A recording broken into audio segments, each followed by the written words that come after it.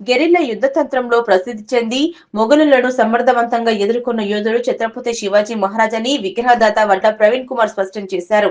మెదక్ జిల్లా కొల్చెర మండల పరిధిలోని ఎన్నగండ గ్రామంలో ఆదివారం శివాజీ విగ్రహ నిర్మాణానికి పురోహితులు ప్రసన్న కుమార్ వేద మంత్రముల మధ్య భూమి పూజ నిర్వహించారు.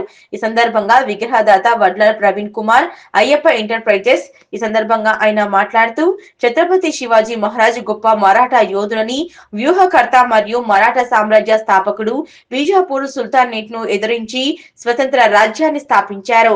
ఆయన ధైర్యం, సైనిక నైపుణ్యం, లౌకిక పాలన, మత సహనం మరియు బలమైన ప్రభుత్వ వ్యవస్థకు ప్రసిద్ధి చెందారు.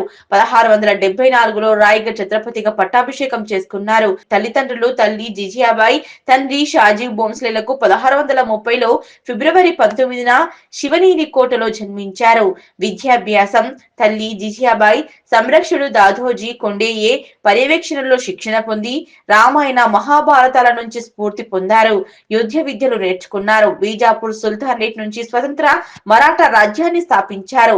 1674 రాయగఢ్ కోటలో పట్టాభిషేకం జరిగింది. మత సహనం, మహిళల పట్ల గౌరవం, బలమైన ప్రభుత్వ వ్యవస్థను స్థాపించారు. ఏప్రిల్ 3, 1680లో రాయగఢ్ కోటలో తీవ్ర జ్వరంతో ఆయన మరణించారు. శివాజీ మహారాజ్ ధైర్యం, దార్శనికత, నాయకత్వ లక్షణాలకు నిదర్శనంగా నిలిచారు.